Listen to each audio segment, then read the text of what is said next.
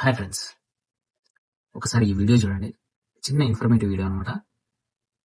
Hi friends, అందరికీ ఈ video మన convert KTM vehicle engine change చేసి చాలా రోజులు అయితే అయిందంటే దాన్ని అయితే ఇంజిన్ ప్లస్ చేయాలనుకుంటున్నాను. దాన్ని ఏంటంటే డీజిల్ తో చేద్దాం అనుకుంటున్నాను. నేను ఒక 1/2 లీటర్ డీజిల్ అనేది తీసుకున్నాను. దాంట్లో డీజిల్ అనేది తీసుకుని ఇంజిన్ డౌన్ చేయకుండా డైరెక్ట్ ఇంజిన్ అనేది పోసి ఒక 10 మినిట్స్ అలా మనం రన్నింగ్ లో పెట్టుకుంటాం. మనకి ఇది రన్నింగ్ అయ్యి మొత్తం ఇంజిన్ లో కార్బన్ ఏమైనా చెత్త చెత్త ఇటువంటిది అయితే మనకి చూసారు కదా.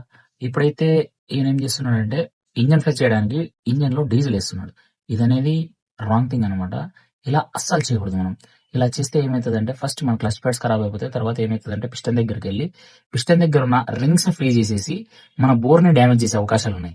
దీనివల్ల మనకి ఏమవుతుందంటే మన వెహికల్ కి మెయిన్ గా ఏమవుతుందంటే కంప్రెసర్ డౌన్ అయిపోతుంది. దాని తర్వాత మీ వెహికల్ మార్నింగ్ టైం కానీ ఇలాంటి స్టార్టింగ్ ట్రబుల్స్ వస్తాయి అనమాట.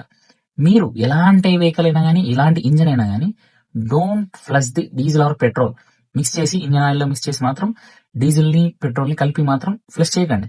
మీరు చేయాల్సింది ఒకటి, మీ ఇంజన్ ఆయిల్ చేంజ్ చేయడానికి ముందు చేయాల్సిన ఒక పని, మీరు 5 to 10 మినిట్స్ ఇంజన్ ని హీట్ అవనివ్వాలి. ఇంజన్ ని హీట్ అవనిచ్చిన తర్వాత మీరు ఇంజన్ ఆయిల్ డ్రైన్ చేస్తే పూర్తిగా ఆయిల్ బయటకు వచ్చేస్తుంది. Any other kind of flush మనకు అవసరం లేదు. There any petrol or diesel, please don't these type of engine flushing or not.